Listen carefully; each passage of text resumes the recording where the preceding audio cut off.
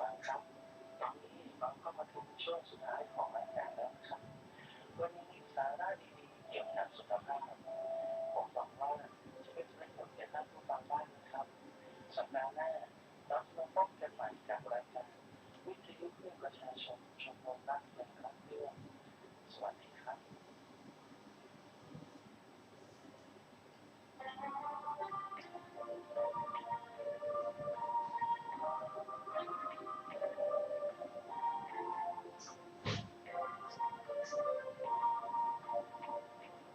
ก่อนจากกันขอพันธาขอตระหนักตรึงตราจนกว่าจะพบกันใหม่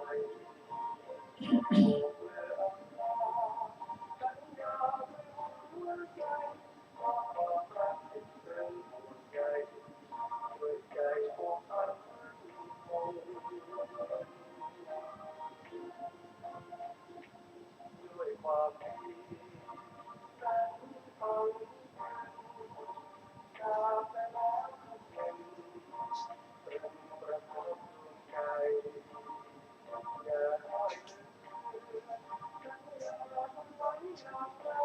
ขอให้เรามันคงใจก้าวไปสร้างเกิดความเดี๋ยวก็มาเล่นใจความรักเรามันใจกัน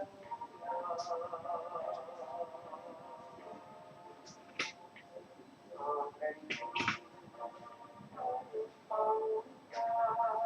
จะตุนจะทำเพียงใดร้องใจสู่ปันป่าร้องรักอยู่ใจมันใจรับฟังร้องทางสองเดือดหัวใจสัญญา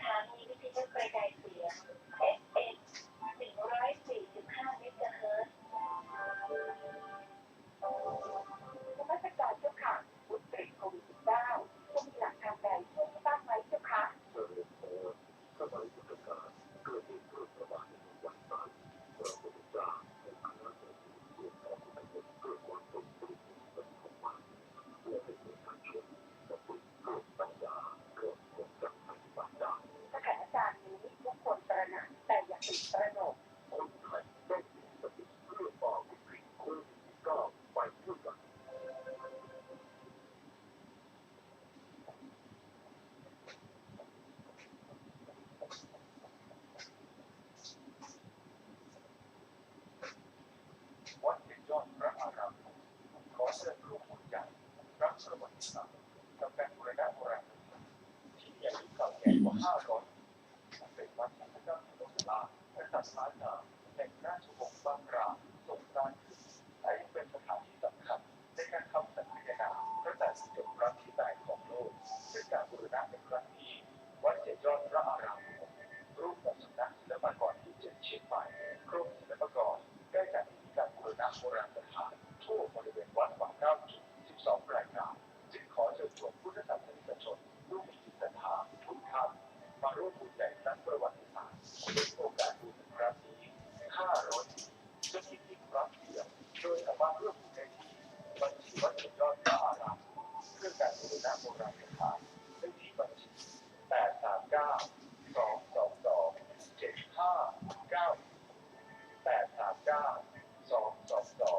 7594 ธนาคารไทยพาณิชย์สาขาที่มาที่ผมรู้ติดต่อสอบถามเพิ่มเติมได้ที่ Facebook วัดเจ็ดยอดพระอารามหลวงโทร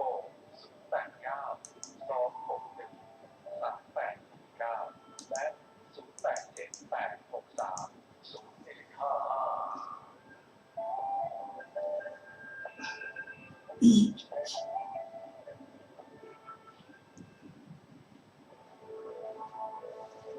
เราได้รับวัคซีนคือสิ่งที่ดีที่สุดที่ทุกคนทำได้ร่วมกับกันท่านกำลังติดตามรับฟังสถานีวิทยุกระจายเสียงพระพุทธศาสนาแห่งชาติและสังคมคือเพื่อการศึกษาพระพุทธศาสนาและวัฒนธรรมระบบ FM 145 เมกะเฮิรตซ์รายการต่อไปเป็นรายการศึกษาธรรมนำสุขดำเนินรายการโดยพันเอกปนัสเวชา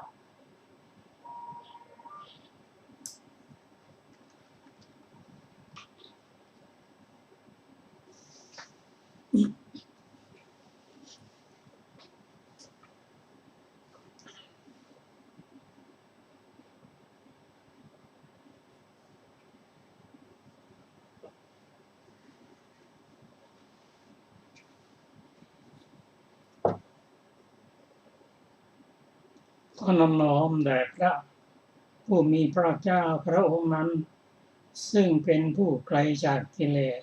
ตรัสรู้ชอบได้โดยพระองค์เองสวัสดีครับท่านผู้ฟังที่เคารพครับท่านผู้ฟังรับฟังรายการศึกษาธรรมน้ำสดมีเสนอให้ท่านฟังทุกวันศุกร์ตั้งแต่เวลา 14 นาฬิกาถึง 15 นาฬิกาดำเนินรายการโดยกระผมบรรเอกธนัทเดชะมีอาจารย์สุรภาเดชะเป็นผู้ร่วมรายการวันนี้เรานำพระไตรปิฎกฉบับงมร.เล่มที่30และเล่มที่14มาศึกษากันจากการศึกษาร่วมกันที่ผ่านมานั้นเราได้ศึกษาในสังยุตตนิกายซึ่งมีพระสูตรสั้นๆแต่ก็สมบูรณ์ด้วยศีลสมาธิปัญญาหรือที่เรียกว่ามีความไพเราะในเบื้องต้นท่ามกลางและที่สุด เราจะมาทบทวนกันเรื่องพระสูตรที่ผ่านมาเริ่มตั้งแต่ศีลสูตรซึ่งเรื่องนี้พระภิกษุที่ชื่อว่าภัททะได้มาเรียนถามท่านพระอานนท์ว่าศีลที่พระองค์ตรัสเราได้ศีลกุศลนั้นพระพุทธเจ้ามีพระประสงค์อย่างไรท่านอานนท์ตอบว่าศีลที่เป็นกุศลนี้พระผู้มีพระเจ้าตรัสแล้วมีพระประสงค์คือเพียงเพื่อเจริญสติปัฏฐาน4ถ้าเราศึกษาพระศาสนาตามลำดับคือศีลสมาธิปัญญา ศึกษาศีลนำศีลมาปฏิบัติตั้งแต่ศีล5ศีล8หรือไปสู่ที่สูงกว่านั้นเพื่อที่จะพัฒนาเข้าไปปฏิบัติสติปัฏฐาน4เท่านั้นวัตถุประสงค์จึงอยู่แค่นั้นรักษาศีลเพื่ออะไรให้เจริญสติปัฏฐาน4เจริญสมาธิเพื่ออะไรเพื่อสติปัฏฐาน4ตามมาเจริญสติปัฏฐาน4เพื่ออะไรได้พ้นจากทุกข์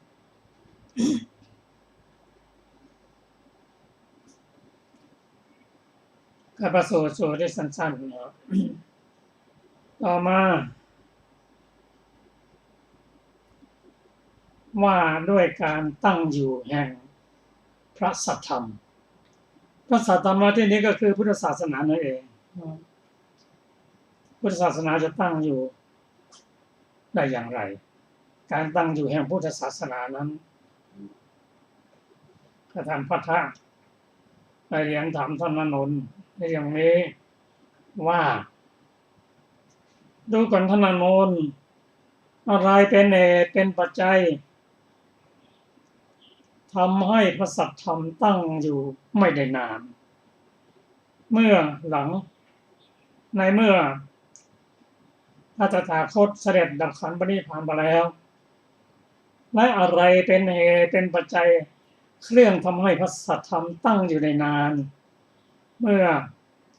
พระพุทธเจ้าเสด็จดับขันธ์ปรินิพพานไปแล้วท่านอานนท์กล่าวว่า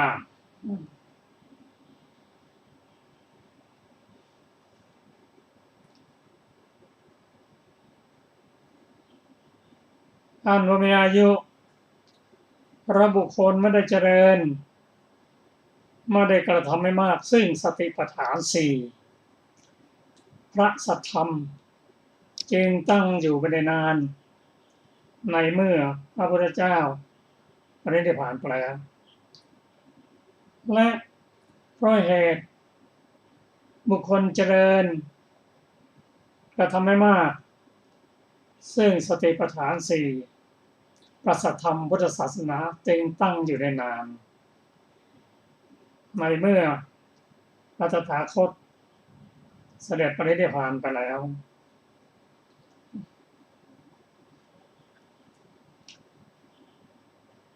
ในพระสูตรต่อมา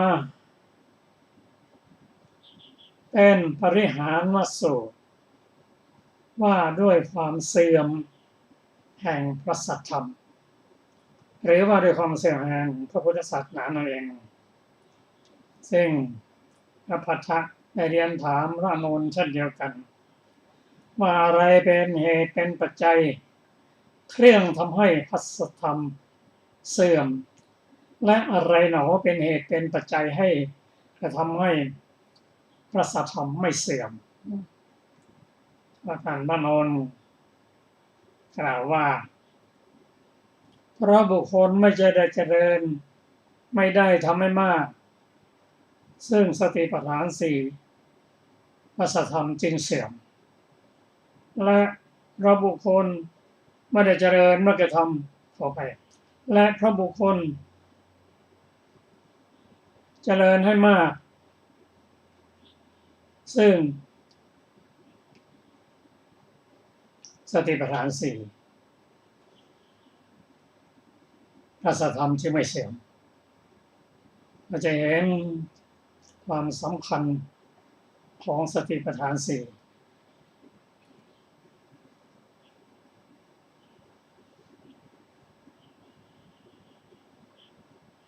มาถึงพรหมสูตรว่าด้วยพระสัทธรรมต้องอยู่ไม่ได้นานก็พราหมณ์เข้าไปเฝ้าพระพุทธเจ้ากราบทูลถามพระองค์ว่าข้าแต่พระกรมูเจริญอะไรหนอเป็นเหตุเป็นปัจจัยเครื่องทำให้พระสัทธรรมตั้งอยู่ไม่ได้นาน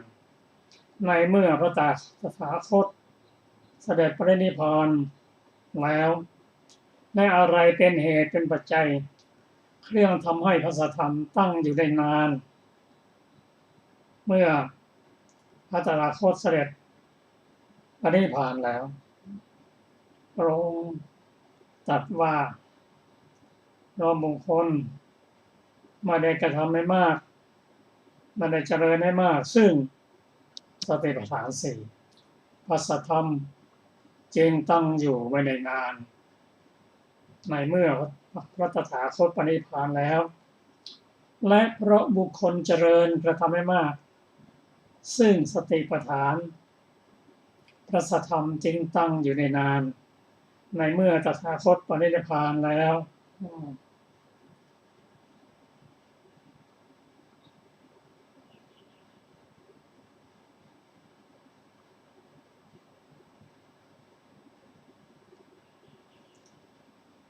มาถึงพระสูตรที่ชื่อว่า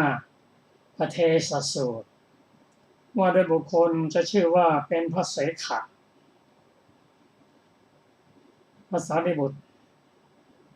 และท่านมหาโมคคัลลานะเข้าไปพบท่านพระอนุรุทธะแล้วก็ปราศัยกันแล้วก็ท่านพระสารีบุตรถามท่านพระอนุรุทธะว่าดูก่อนท่านอนุรุทธะที่เรียกว่าพระเสขะดังนี้ด้วยเหตุเพียงเท่าไรหนอบุคคลจะชื่อว่าเป็นพระเสขะพระอนุรุทธะตอบว่า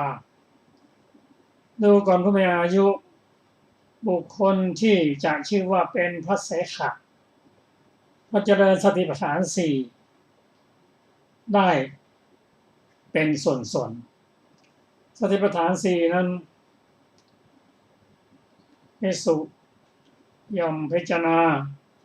กายเวทนาจิตธรรมมีความเพียรมีสัมปัญญะมีสติกำจัดอภิชฌาและโทมนัสในโลกเสียได้เราจะเห็นว่าพระสูตรทุกสูตรสั้นๆกล่าวถึงสติปัฏฐานสี่แม้ในสูตรนี้ผู้จะเป็นเสขบุคคลเสขบุคคลคืออะไรคือพระอริยบุคคลตั้งแต่พระโสดาบันโสดาปัตติมรรคจนถึงอรหัตตมรรคเป็นเสขบุคคลทั้งสิ้นเมื่อใดก็ตามถ้าได้อรหัตผลแล้วจึงเป็นเสขบุคคลเพราะฉะนั้นเสขบุคคลจึงมี7ด้วยกันแต่การที่ได้เป็นเสขบุคคลก็ต้องเจริญสติปัฏฐานสี่นั่นเองมาถึงสมัตตสูตรว่าด้วยบุคคลที่ชื่อว่าเป็นพระอาเสขะอาเสขะก็คือบุคคลที่ไม่ต้องศึกษา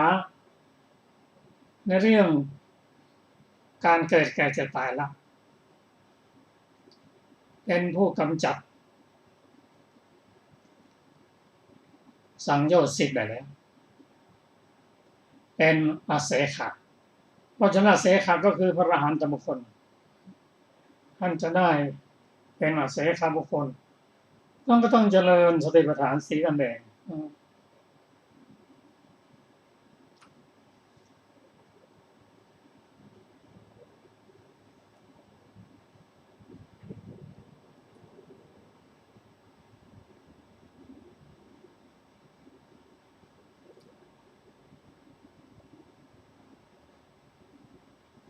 ท่านผู้ฟังที่เคารพครับ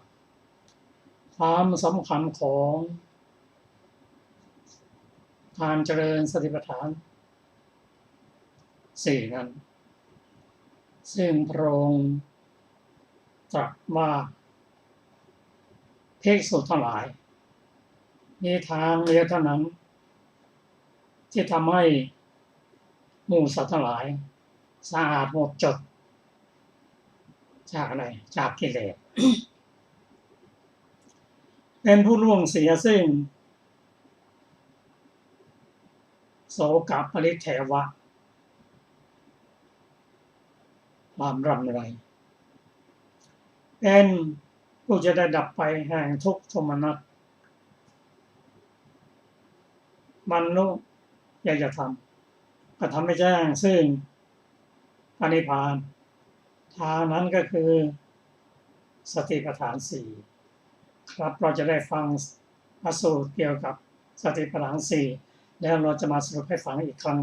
ขอเชิญอาจารย์สุรภาค่ะ สวัสดีค่ะท่านผู้ฟังทุกท่านพระสูตรแรกสำหรับวันนี้ก็คือสิริวัฒนสูตร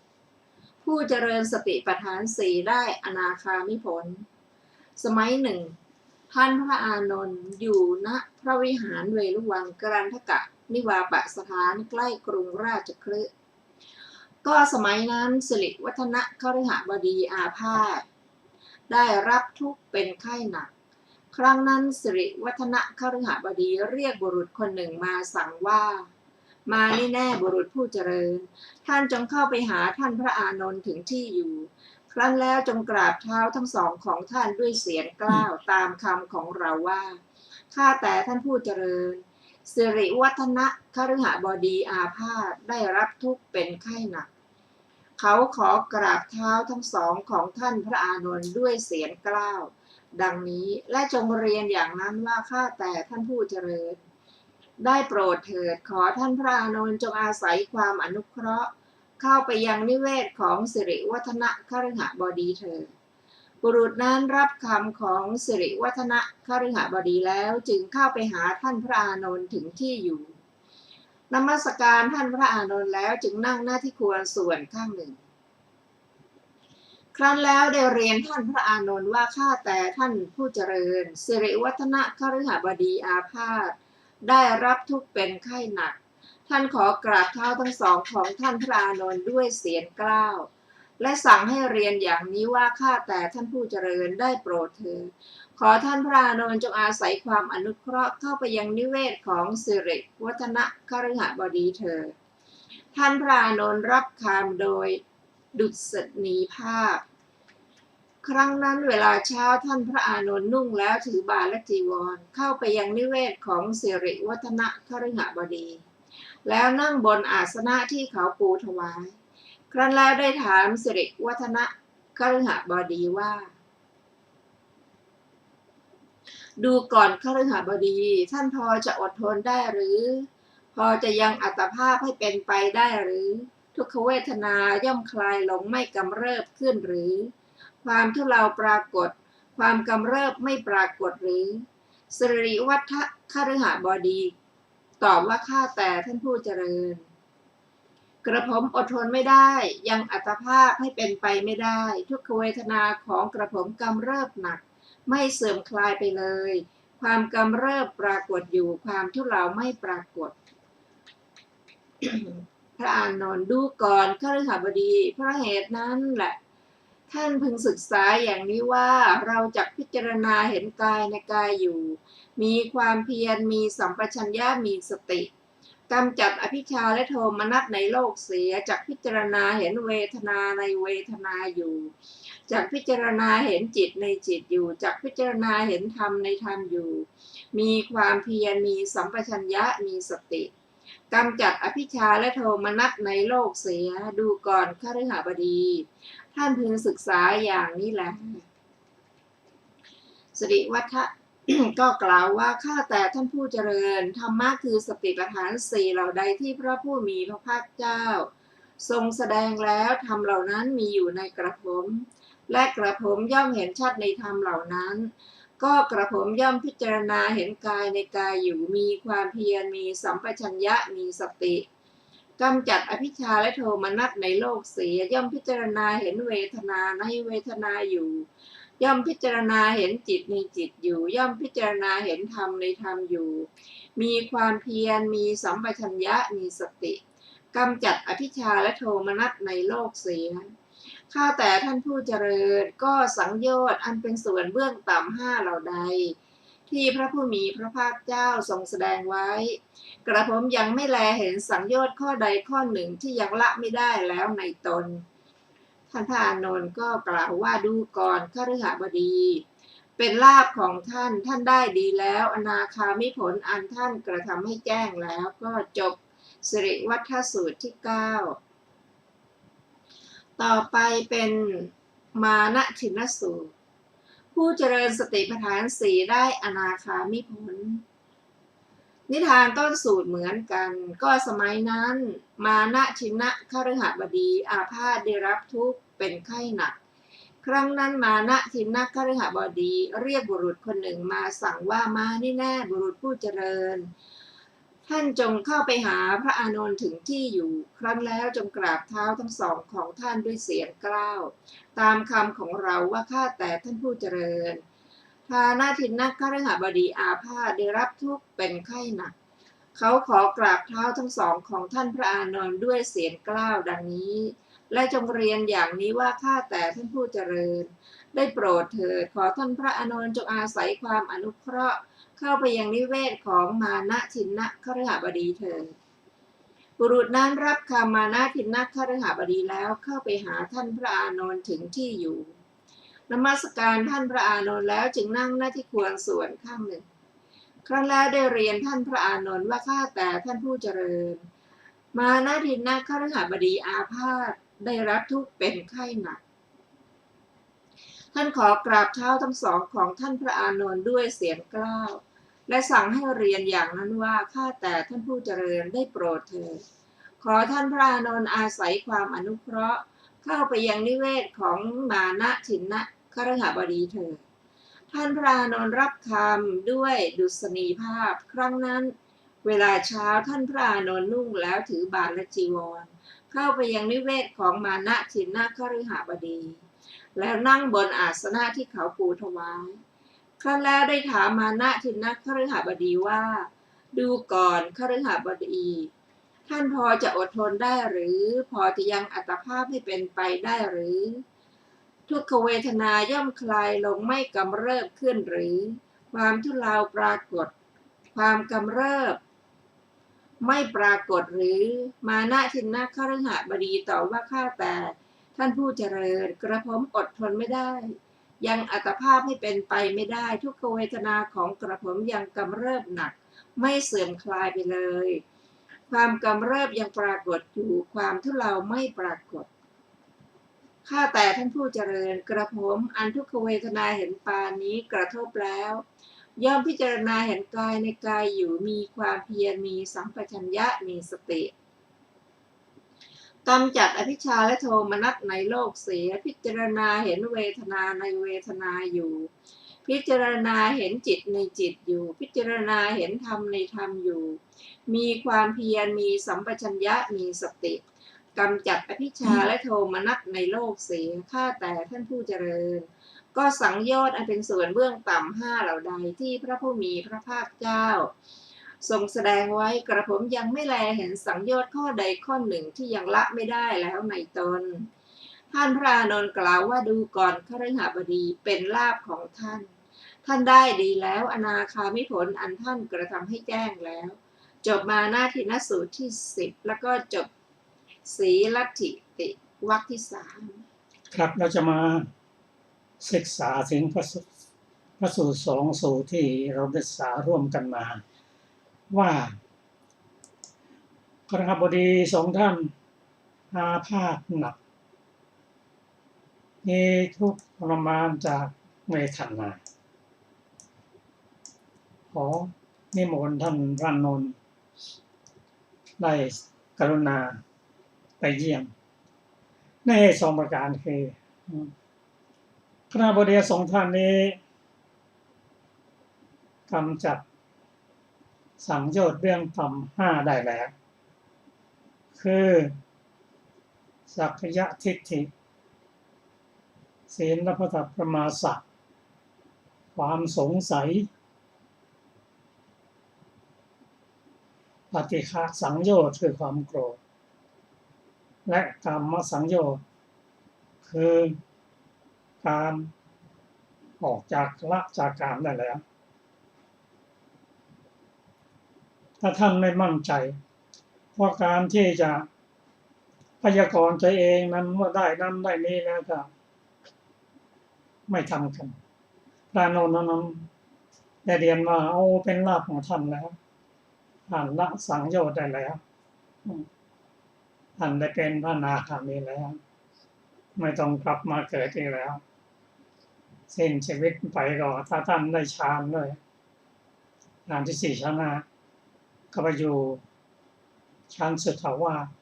ตอนนี้นิพพานที่นั่นถ้าไม่ได้ฌานก็เกิดเป็นพรหมและทำฌานทำปัญญาให้ยิ่งขึ้นไปประการต่อมานั้นเราจะเห็นได้ว่า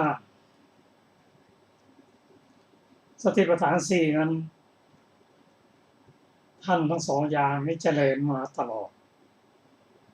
กายเวทนาจิตธรรมอยู่ในตัวท่านหมดแล้ว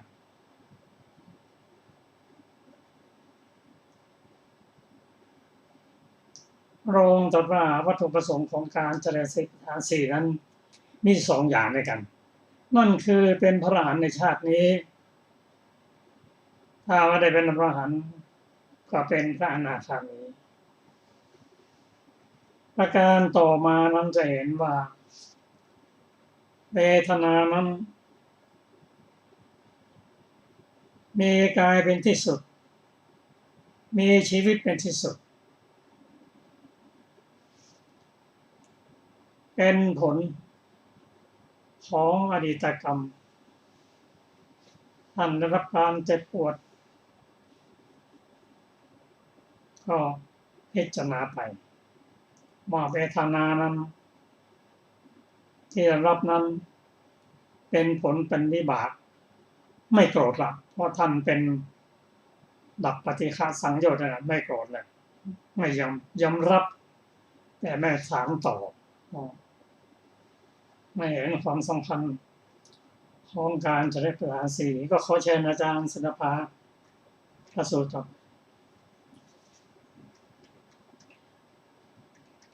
พระสูตรต่อไปจะอยู่ในอนานุสสุตวรรคที่สี่นะคะอนานุสสุตสูตรว่าด้วยธรรมที่ไม่เคยได้ฟังมาก่อนสาวัตถีนิทานดูก่อนภิกษุทั้งหลายจักษุฌานปัญญาวิชชาแสงสว่างได้บังเกิดขึ้นแก่เราในธรรมที่เราไม่เคยได้ฟังมาก่อนว่านี้คือการพิจารณาเห็นกายในกายการพิจารณาเห็นกายในกายนี้นั้นอันเราควรเจริญการพิจารณาเห็นกายในกายนั้นอันเราเจริญแล้วดูก่อนภิกษุทั้งหลายจักษุญาณปัญญาวิชชาแสงสว่างได้บังเกิดขึ้นแก่เราในธรรมที่เราไม่เคยได้ฟังมาก่อนว่านี้คือการพิจารณาเห็นเวทนาในเวทนาการพิจารณาเห็นเวทนาในเวทนานี้นั้นอันเราควรเจริญการพิจารณาเห็นเวทนาในเวทนานี้อันเราเจริญแล้วดูก่อนภิกษุทั้งหลายจักษุญาณปัญญาวิชชาแสงสว่างได้บังเกิดขึ้นแก่เราในธรรมที่เราไม่เคยได้ฟังมาก่อนว่านี้คือการพิจารณาเห็นจิตในจิตการพิจารณาเห็นจิตในจิตนี้นั้นอันเราควรเจริญการพิจารณาเห็นจิตในจิตนี้อันเราเจริญแล้วดูก่อนภิกษุทั้งหลายจักษุญาณปัญญาวิชชาแสงสว่างได้บังเกิดขึ้นแก่เราในธรรมที่เราไม่เคยได้ฟังมาก่อนว่านี้คือการพิจารณาเห็นธรรมในธรรมการพิจารณาเห็นธรรมในธรรมนี้นั้นอันเราควรเจริญการพิจารณาเห็นธรรมในธรรมนี้อันเราเจริญแล้วจบอนุสสุตสูตรที่หนึ่งต่อไปเป็นวิราคะสูตรเจริญสติปัฏฐานสี่เพื่อความนายสาวัตถีนิทานดูก่อนภิกษุทั้งหลายสติปัฏฐานสี่เหล่านั้นอันบุคคลเจริญแล้วกระทำให้มากแล้วย่อมเป็นไปเพื่อความหน่ายเพื่อความคลายกำหนัดเพื่อความดับเพื่อความสงบเพื่อความรู้ยิ่งเพื่อความตรัสรู้เพื่อนิพพานโดยส่วนเดียวสติปัฏฐานสี่เป็นไฉนดูก่อนภิกษุทั้งหลาย ภิกษุในธรรมวินัยนี้ย่อมพิจารณาเห็นกายในกายอยู่มีความเพียรมีสัมปชัญญะมีสติกำจัดอภิชฌาและโทมนัสในโลกเสียย่อมพิจารณาเห็นเวทนาในเวทนาอยู่ย่อมพิจารณาเห็นจิตในจิตอยู่ย่อมพิจารณาเห็นธรรมในธรรมอยู่มีความเพียรมีสัมปชัญญะมีสติกำจัดอภิชฌาและโทมนัสในโลกเสีย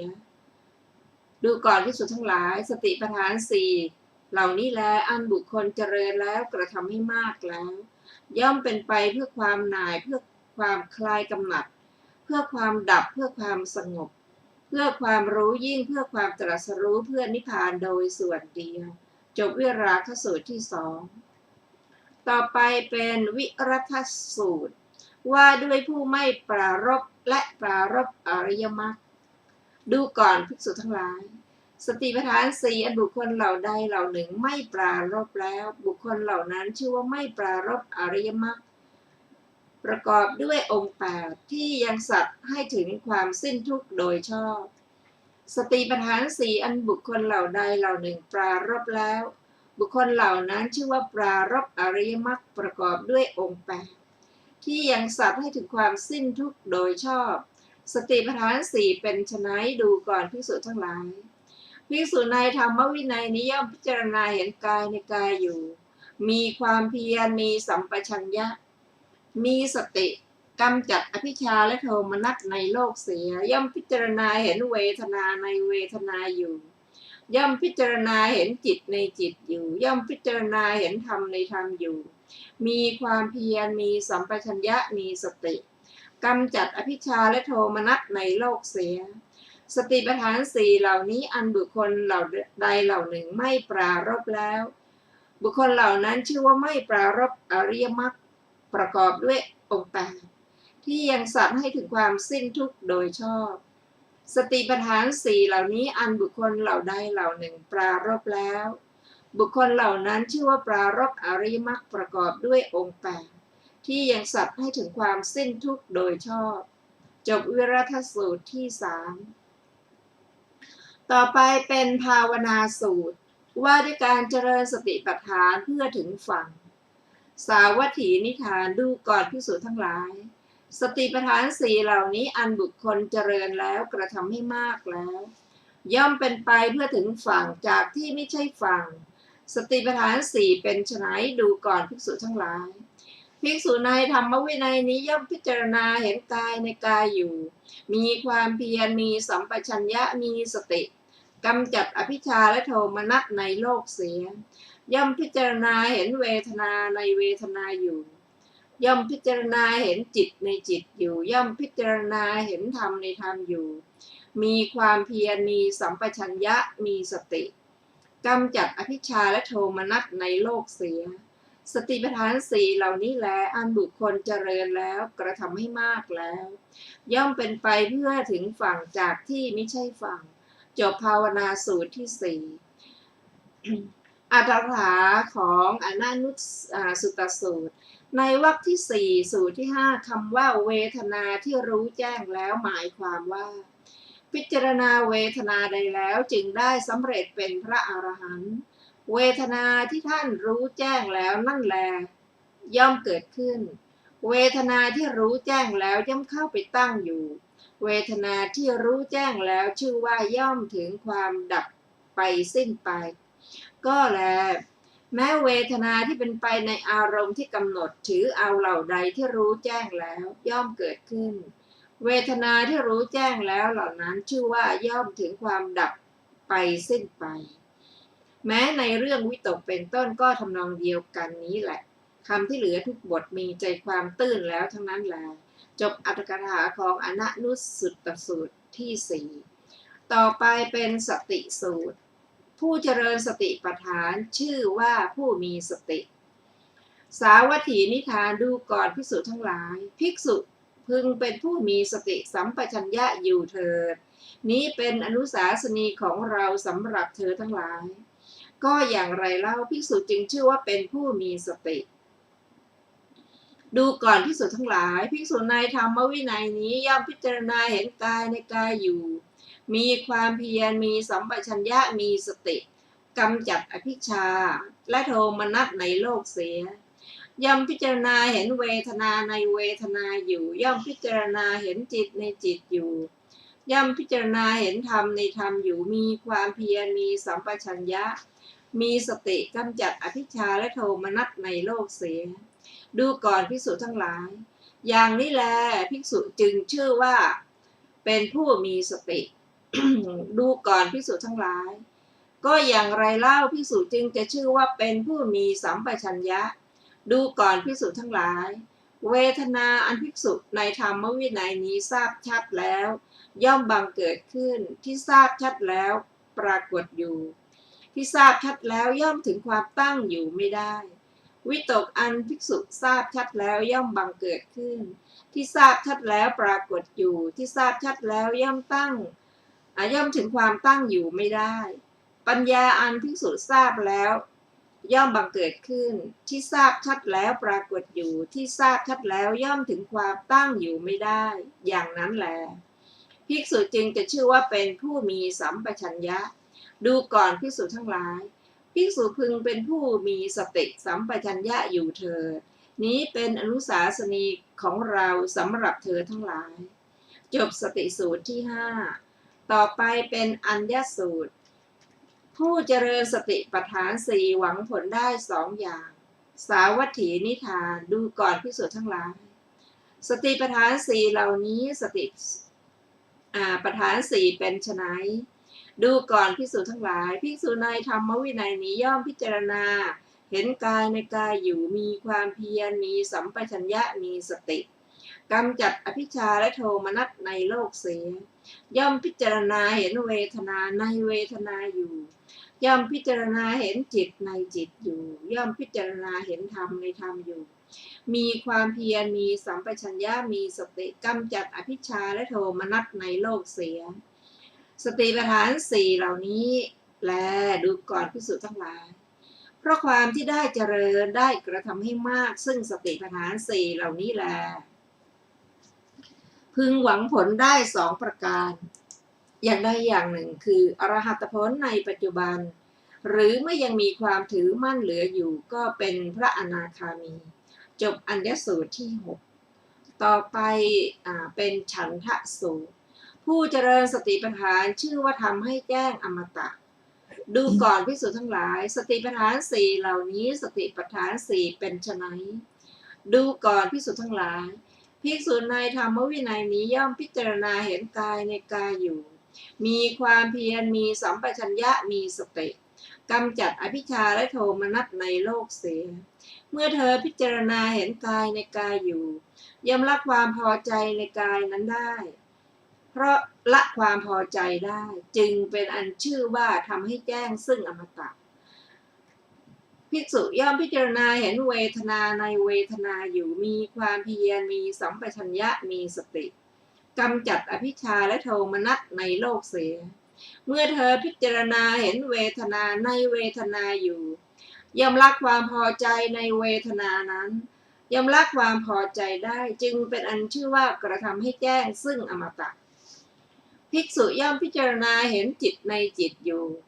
มีความเพียรมีสัมปชัญญะมีสติกำจัดอภิชฌาและโทมนัสในโลกเสีย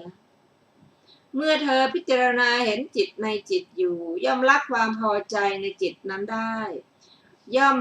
เพราะละความพอใจได้จึงเป็นอันชื่อว่ากระทำให้แจ้งซึ่งอมตะภิกษุย่อมพิจารณาเห็นธรรมในธรรมอยู่มีความเพียรมีสัมปชัญญะมีสติกำจัดอภิชฌาและโทมนัสในโลกเสียเมื่อเธอพิจารณาเห็นธรรมในธรรมอยู่ย่อมละความพอใจในธรรมนั้นได้เพราะละความพอใจได้จึงเป็นชื่อว่ากระทำให้แจ้งซึ่งอมตะจบฉันทสูตรที่7ต่อไปเป็นปริญญาสูตรผู้เจริญสติปัฏฐานชื่อว่าทำให้แจ้งอมตะดูก่อนภิกษุทั้งหลายสติปัฏฐาน4เหล่านี้สติปัฏฐาน4เป็นไฉนดูก่อนภิกษุทั้งหลายภิกษุในธรรมวินัยนี้ย่อมพิจารณาเห็นกายในกายอยู่มีความเพียรมีสัมปชัญญะมีสติกำจัดอภิชฌาและโทมนัสในโลกเสีย เมื่อเธอพิจารณาเห็นกายในกายอยู่ย่อมกำหนดรู้กายได้เพราะย่อมกำหนดขอไปย่อมกำหนดรู้กายได้เพราะกำหนดรู้กายได้จึงเป็นอันชื่อว่ากระทำให้แจ้งซึ่งอมตะภิกษุย่อมพิจารณาเห็นเวทนาในเวทนาอยู่มีความเพียรมีสัมปชัญญะมีสติกำจัดอภิชฌาและโทมนัสในโลกเสียเมื่อเธอพิจารณาเห็นเวทนาในเวทนาอยู่ย่อมกำหนดรู้เวทนาได้เพราะกำหนดรู้เวทนาได้จึงเป็นอันชื่อว่ากระทำให้แจ้งซึ่งอมตะภิกษุย่อมพิจารณาเห็นจิตในจิตอยู่มีความเพียรมีสัมปชัญญะมีสติกำจัดอภิชฌาและโทมนัสในโลกเสียเมื่อเธอพิจารณาเห็นจิตในจิตอยู่ย่อมกำหนดรู้จิตได้เพราะกำหนดรู้จิตได้จึงเป็นอันชื่อว่ากระทำให้แจ้งซึ่งอมตะภิกษุย่อมพิจารณาเห็นธรรมในธรรมอยู่มีความเพียรมีสัมปชัญญะมีสติกำจัดอภิชฌาและโทมนัสในโลกเสียเมื่อเธอพิจารณาเห็นธรรมในธรรมอยู่ย่อมกำหนดรู้ธรรมได้เพราะกำหนดรู้ธรรมได้จึงเป็นอันชื่อว่ากระทำให้แจ้งซึ่งอมตะจบปริญญาสูตรที่ 8ต่อไปเป็นภาวนาสูตรการเจริญสติปัฏฐาน 4ดูก่อนภิกษุทั้งหลายเราจักแสดงการเจริญสติปัฏฐานเธอทั้งหลายจงฟังการเจริญสติปัฏฐาน 4เป็นไฉนดูก่อนภิกษุทั้งหลาย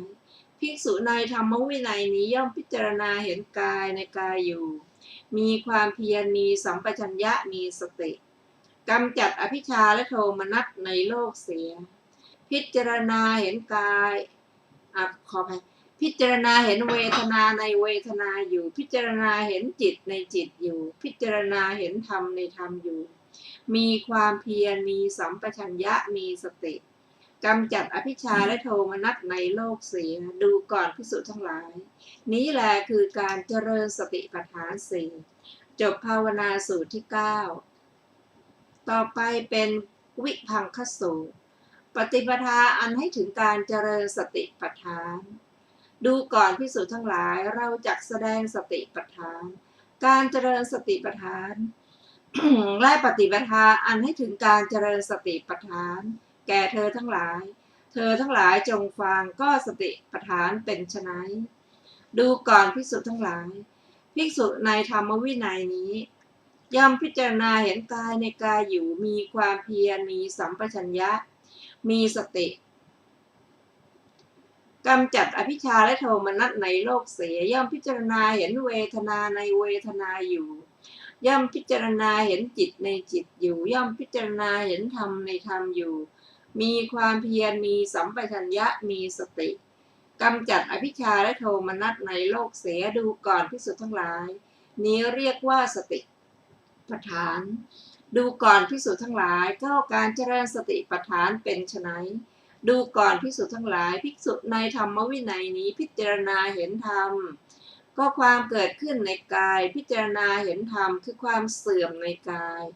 พิจารณาเห็นธรรมคือความเกิดขึ้นและความเสื่อมไปในกายอยู่มีความเพียรมีสัมปชัญญะมีสติกำจัดอภิชฌาและโทมนัสในโลกเสียพิจารณาเห็นธรรมคือความเกิดขึ้นในเวทนาพิจารณาเห็นธรรมคือความเกิดขึ้นในจิตพิจารณาเห็นธรรมคือความเกิดขึ้นในธรรมพิจารณาเห็นธรรมคือความเสื่อมในธรรมพิจารณาเห็นธรรมคือความเกิดขึ้นและความเสื่อมไปในธรรมอยู่มีความเพียรมีสัมปชัญญะมีสติกำจัดอภิชฌาและโทมนัสในโลกเสียดูก่อนภิกษุทั้งหลายนี้เรียกว่าการเจริญสติปัฏฐานดูก่อนภิกษุทั้งหลายก็ปฏิปทาอันให้ถึงการเจริญสติปัฏฐานเป็นไฉนอริยมรรคประกอบด้วยองค์ 8คือสัมมาทิฏฐิจนถึงสัมมาสมาธินี้เรียกว่าปฏิปทาอันให้ถึงการเจริญสติปัฏฐานก็จบวิภังคสูตรที่10นะคะในวรรคนี้ก็เราได้ศึกษากันมาทั้งหมดด้วยกัน10สูตรด้วยกันท่านผู้ฟังที่เคารพการเจริญสติปัฏฐาน 4ที่พระองค์แสดงแก่ภิกษุนั้น ภิกษุนั้นเป็นผู้ถึงพร้อมเป็นผู้ที่มีศีลบริสุทธิ์มีความเห็นถูกตรงและรับกรรมฐานให้เจริญสติปัฏฐานสี่ท่านจึงได้เป็นพระอริยบุคคลตามลำดับ ทีนี้ประโยชน์จากการที่เรามาศึกษาพระสูตรที่เราได้ศึกษาร่วมกันมานั้นก็คือทำอย่างไรเราจึงจะเจริญสติปัฏฐานสี่ได้เพราะบางท่านไม่สามารถที่จะไปศึกษาปฏิบัติร่วมกันก็สามารถปฏิบัติทำที่บ้านได้ เริ่มแรกนั้นจากที่เราได้ศึกษาพระสูตรมานั้นเห็นว่าพระองค์ตรัสแก่ภิกษุว่าภิกษุเธอจะต้องตรวจตราศีลของเธอให้บริสุทธิ์เป็นอันดับแรกต่อไปก็เป็นผู้มีความเห็นถูกตรงคำว่าศีลถ้าเราจะปฏิบัติกันนั้นต้องเป็นศีลแปดเพราะศีลแปดทำให้ลดกิเลสลงได้เยอะหลังจากนั้นก็ทำความเห็นถูกตรงเช่นธรรมนิยามอนิจจังทุกขังอนัตตาทุกสิ่งทุกอย่างไม่เที่ยงเป็นทุกข์ไม่ใช่ตัวใช่ตนอันนี้จะต้องเข้าใจที่พระองค์ตรัสไว้ดังนี้ ต่อมาเมื่อศีลบริสุทธิ์มีความเห็นถูกตรง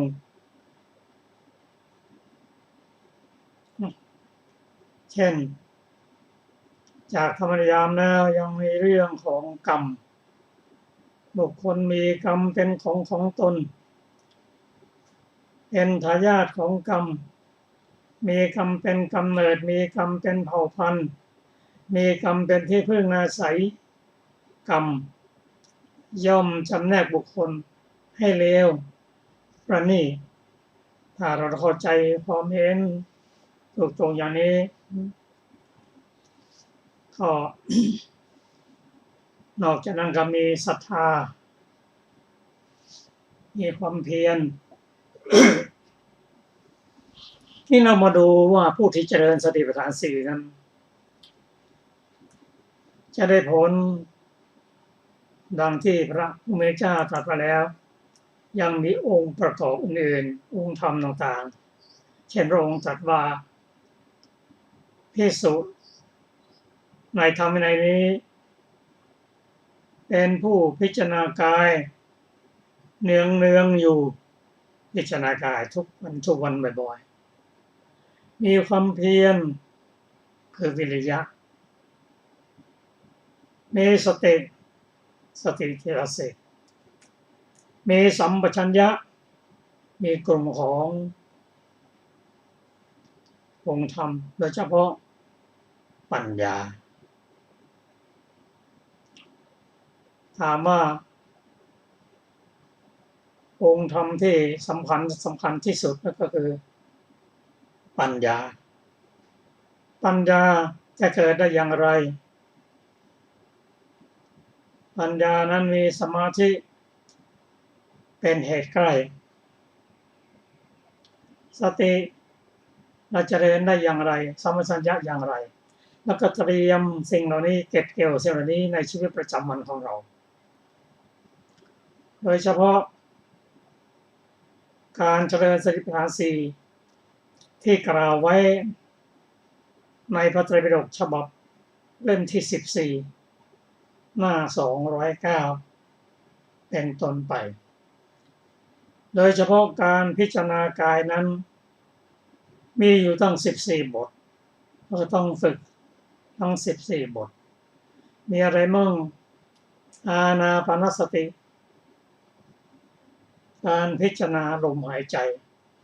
การพิจารณาลมหายใจนั้นทุกคนปฏิบัติแล้วเป็นแนวทางที่พระพุทธเจ้าทรงปฏิบัติมาก่อน นั่นคือประการที่หนึ่งการเจริญการพิจารณาลมหายใจนั้นทำให้เกิดสมาธิและต้องเป็นสมาธิที่ประกอบด้วยสติเพราะฉะนั้นอานาปานสตินั้นเป็นข้อปฏิบัติของเอกบุรุษเพราะท่านนอกจากท่านได้สมาธิแล้วท่านจะใช้บาทของสมาธินั้นเจริญปัญญาจนได้ระดับเป็นพระอรหันต์บุคคลเพราะฉะนั้นการพิจารณาลมหายใจได้ทั้งสมาธิได้ทั้งวิปัสสนา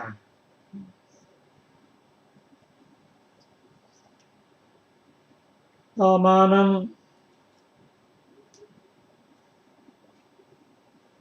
การเจริญสมาธิแล้วปัญญาก็เกิดใกล้ๆนั่นน่ะต่อมาที่เราจะเก็บเกี่ยวได้ก็คือสติสัมปชัญญะมีอยู่ในบทภาคที่สองคืออิริยาบถบทภาคการเดินการยืนการนั่งการนอนต้องทำให้ได้เป็นพิเศษเพราะว่าการรู้นั่งรู้นอนยืนเดินนั้นสัตว์ทั่วไปก็รู้แต่สัตว์ทั่วไปไม่รู้ถึงว่าการเดินอิริยาบถทั้งสี่นั้นอะไรเป็นเหตุอะไรเป็นปัจจัยยังเป็นตัวเป็นตนอยู่เพราะฉะนั้นถ้าเราได้น้อมส่วนนี้มาเก็บเกี่ยวในชีวิตประจำวันเดินก็รู้ว่าเดินนั่งก็รู้ว่านั่งนอนก็รู้ว่านอนยืนก็รู้ว่ายืนแต่การยืนนอนนั้นถ้าเรามีศีลสมาธิปัญญาพอแล้วจะเห็นว่า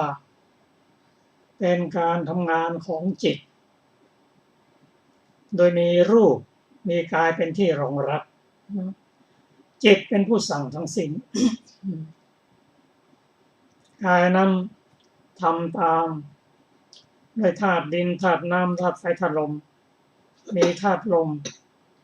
และธาตุดินเป็นหลักถ้าเราเก็บใจได้อย่างนี้ก็สติเป็นผู้ควบคุมอิริยาบถใหญ่ระลึกได้ขณะที่กำลังทำอะไรอยู่ไม่หลงไม่ลืมระลึกได้ถึงกล่าวไปถึงว่าเรื่องที่พูดแม่นานแล้วก็ยังระลึกได้จำแต่ความจำกับความระลึกได้นั้นมันไม่เหมือนกันนะครับความจำได้นั้นเป็นตัวสัญญาเจตสิกจำได้คนนั้นคนนี้แต่ระลึกไม่ได้ว่าชื่อนั้นชื่ออะไรพบกันที่ไหนอันนี้เป็นตัวสติแต่ถ้าสัญญากับสติร่วมกันแล้วก็จะทำให้มีความจำได้และระลึกได้ด้วยสัมปชัญญะก็เช่นเดียวกันเราก็ต้องเก็บเกี่ยวในชีวิตประจำวันของเราสัมปชัญญะนั้นมีกลุ่มของปัญญาและโสภณะเจตสิกประกอบด้วยเป็นผู้ควบคุมดูแลการเคลื่อนไหวที่แยกจากอิริยาบถใหญ่เช่นการก้าวการโยกไปข้างหน้าข้างหลัง การแลทางซ้ายทางขวา การยืดหดอวัยวะ การสวมใส่เสื้อผ้า การกินการดื่มการเคี้ยวการลิ้มการถ่ายหนักถ่ายเบา การเดินนั่งนอนนิ่งคิดทุกอิริยาบถทั้ง7อย่างนี้ทำความรู้ตัวอยู่เสมอรู้ตัวว่ายังไงรู้ตัวว่าที่เคลื่อนไหวนั้นเพื่อประโยชน์วัตถุประสงค์อย่างไร ถ้าไม่เป็นไปเพื่อการปฏิบัติธรรมนั้นก็จะไม่เคลื่อนไหวไม่เหลียวไปอันที่สองเรียกว่าสัพพยะสัมปชัญญะเมื่อแลเมื่อเรียบร้อยเห็นวัตถุที่เห็นแล้วทำให้เกิดศรัทธาเกิดกุศลก็ถือว่าเป็นสัพพยะสัมปชัญญะส่วนโคจรสัมปชัญญะนั้นการเคลื่อนไหวทั้ง7อย่างนั้นสามารถเจริญกรรมฐานได้กรรมฐานไม่หลุดอาการที่4นั้นเรียกว่าอสัมโมหะสัมปชัญญะคือการเคลื่อนไหวนั้นให้รู้ว่าเป็นงานทำงานของจิตเจตสิกมีวจีวิญญาณและกายวิญญาณเป็นเครื่องรอรับไม่ใช่บุคคลโทษตนที่ไหนไปเคลื่อนไหวทำประโยชน์ได้อย่างไรคือละฝึกละตัวละตนได้เป็นจิตเป็นผู้สั่งไม่ใช่เราเป็นผู้สั่ง เช่นนี้เป็นต้นสิ่งเหล่านี้เราสามารถที่จะเป็นบุพะของการเจริญสติปัฏฐาน4เราสามารถเก็บเกี่ยวได้ทุกขณะที่เราทำงานที่ไหนก็ตามท่านผู้ฟังค่ะท่านผู้ฟังคะวันนี้รายการศึกษาธรรมนำสุขก็ได้หมดเวลาลงแล้วขอขอบคุณทุกท่านที่ได้ศึกษาร่วมกันเราจะพบกันใหม่ในวันศุกร์หน้านะคะไม่วันพรุ่งนี้นะวันเสาร์เวลา 15 นาฬิกาเป็นต้นไปนะคะขอมีความเจริญในธรรมยิ่งๆค่ะวันนี้เราก็ลาไปก่อนนะคะสวัสดีค่ะ